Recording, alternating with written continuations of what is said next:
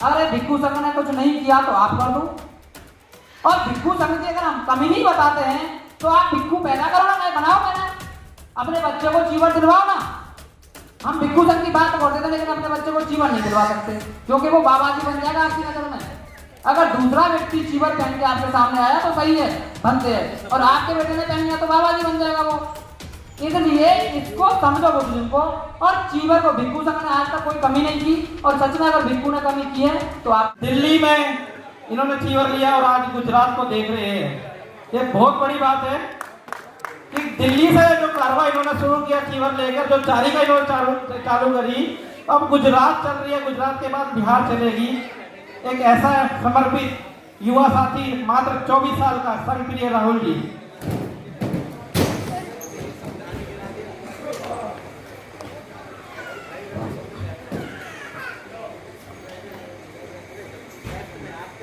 सबसे पहले मैं तथागत गौतम बुद्ध और बाबा साहब को नमन करता हूँ, और यहाँ पर आए सभी उपासक उपासिकाओं की मंगल कामना करता हूँ।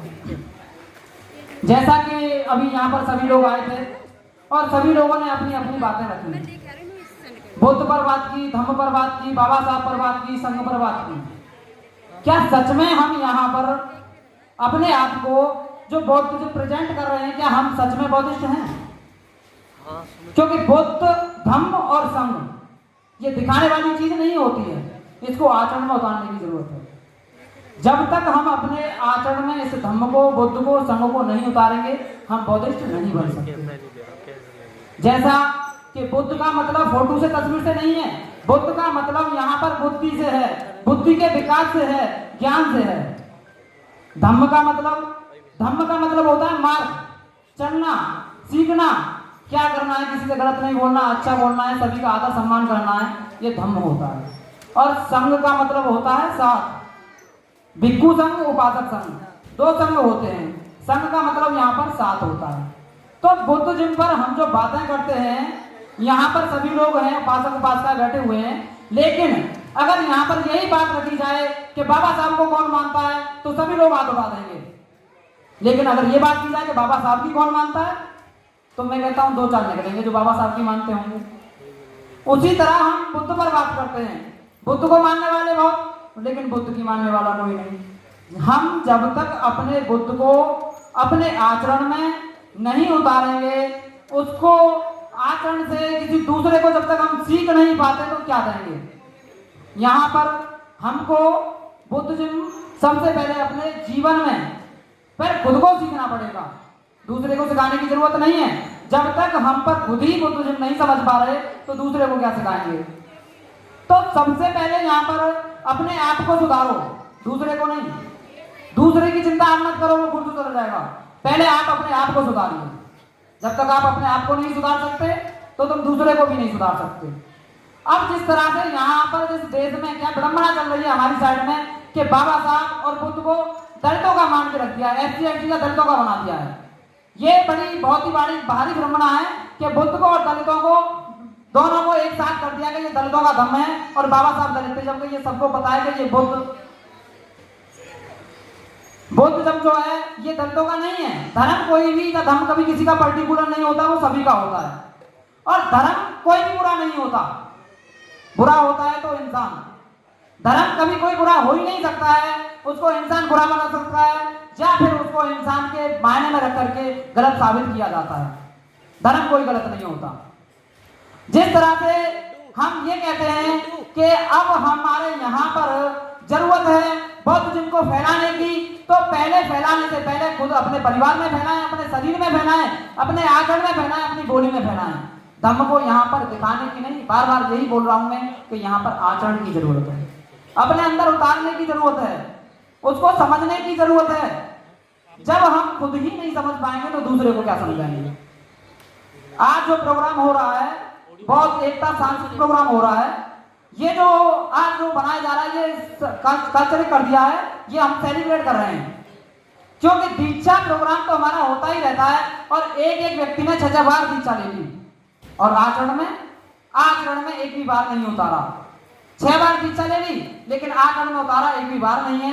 इसीलिए कहते हैं कि कहीं पर 50,000 लोगों ने दीक्षा ली, लेकिन वो कहाँ हो जाते हैं, विलुप्त हो जाते हैं। कहाँ चले गए पता नहीं। क्योंकि ली तो दीक्षा, और सबसे ज्यादा अगर दीक्षा लेते ही हैं हम, अगर प्रोग्राम करते हैं तो अपने घर पे, परिवार पे, अपने आसपास के पड़ोस में किया जाए, जिससे कि सामने वाला भी जाने, पड़ोसी भी जाने। दीक्षा का प्रोग्राम होगा तो वहां जाएंगे, लंदन में जाके लेंगे, घर वालों को पता ही ना पड़े, ना मोहल्ला को पता पड़े। तो हमको सीखने की जरूरत है, सिखाने की जरूरत नहीं, हमको सीखने की जरूरत है। जब हम खुद ही सीख जाएंगे, सामने वाला सीख जाएगा। जब तक हम ही नहीं सीखेंगे, सामने वाले को नहीं सिखा सकते। दीक्षा लेने से कुछ नहीं हो सकता जब तक कि हम आचरण में नहीं उतारेंगे।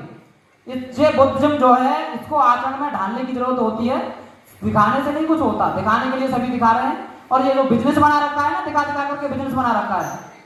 और सबसे पहले जिसके अंदर बुद्धिज्म आ गया तो वो दूसरों की बुराई नहीं करेगा, दूसरे के प्रति घृणा नहीं करेगा, क्योंकि हमारे बुद्धिज्म में करुणा, शील, समाधि, प्रज्ञा ये सिखाया जाता है।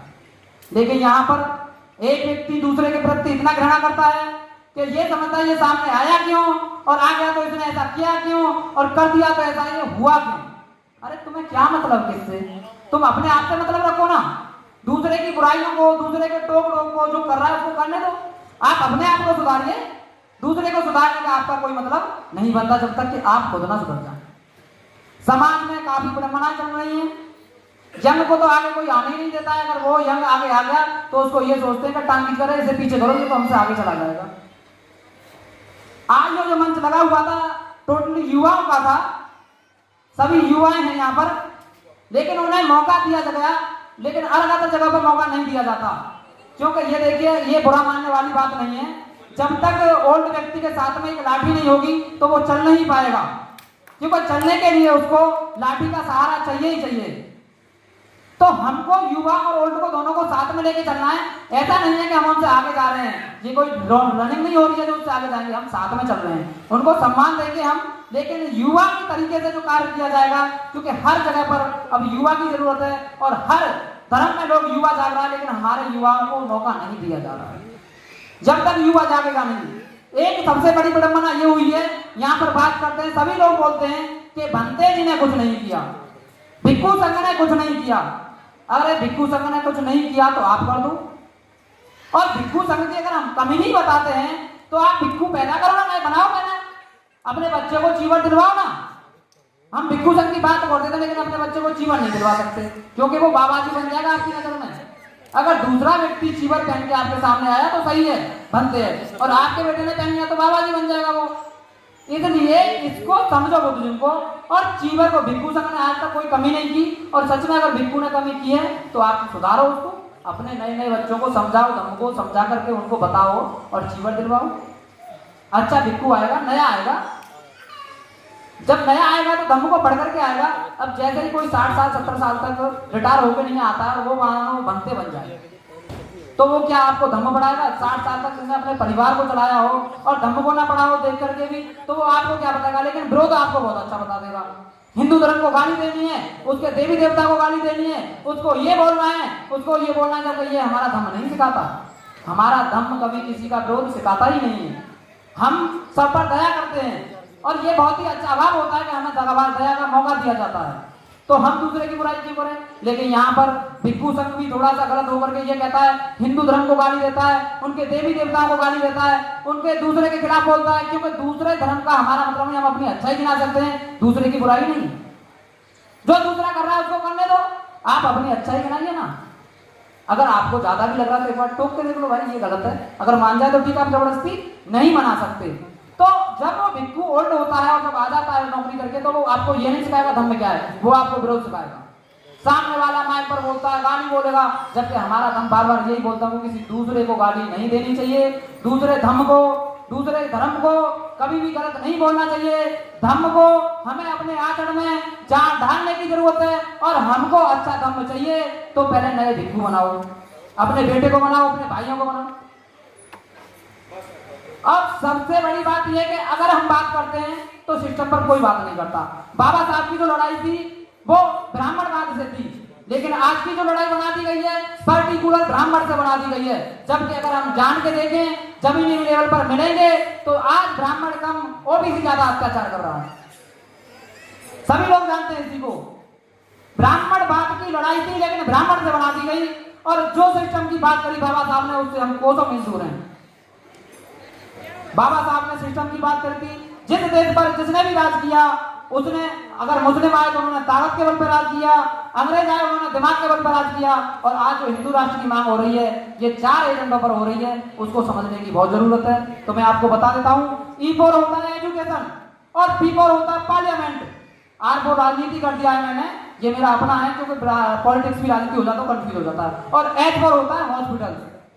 जब तक ये सिस्टम हमारे नहीं होंगे तो हम इस देश पर राज नहीं कर सकते, और राज नहीं कर सकते क्योंकि हम ये जानते ही नहीं है कि सिस्टम है क्या।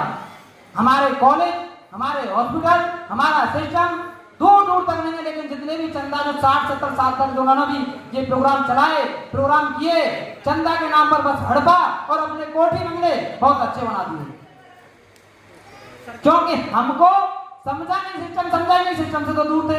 ना तो अपना कोई कॉलेज है, ना कोई अपना हॉस्पिटल है, ना कुछ है। अगर आप रोहतक में जाकर के देखोगे, अगर रोहतक में जाके देखोगे तो काफी सारे स्कूल पाएंगे, कॉलेज पाएंगे, जाट जाट जाट। लेकिन हमारा तो अब बात करते हैं, वो गीता पढ़ाते हैं, वो फलाना पढ़ाते हैं, अरे वो तो पढ़ाएंगे, उन्होंने सिस्टम डाला उनके कॉलेज में, वो अपनी बात रखना जानते हैं।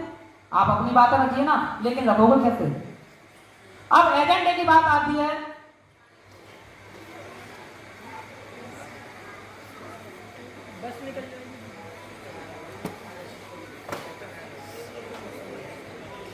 जैसा कि अब जो सिस्टम की बात आती है, अब हमने यहां इसी मंच से एक प्रेरणा ली है कि हम एक सैटेलाइट न्यूज चैनल खोलेंगे, और इसके लिए 1 लाख रुपए का डोनेशन सबसे पहले भंते संघ प्रिय देता है। क्या बात है। और ये अशोका राज फाउंडेशन के सहयोग से ही खुलेगा। आज जो प्रोग्राम हो रहा है पूरा व्यवस्थापन यहाँ पर अशोका राज फाउंडेशन कर रहा है, और जब तक हम सिस्टम की बात नहीं करेंगे, जब तक हमारा सिस्टम आगे नहीं चलेगा, और सिस्टम की बात करके हमें बाबा साहब ने बात जो गाड़ी थी सिस्टम की, उस सिस्टम पर चलना पड़ेगा। समय का अभाव देखते हुए मैं अपनी वाणी को यहीं पर विराम देता हूँ, और आप लोगों को काफी सुस्ती आ रही तो 2 बार जयकारे हो जाएं। तथागत बुद्ध की, तथागत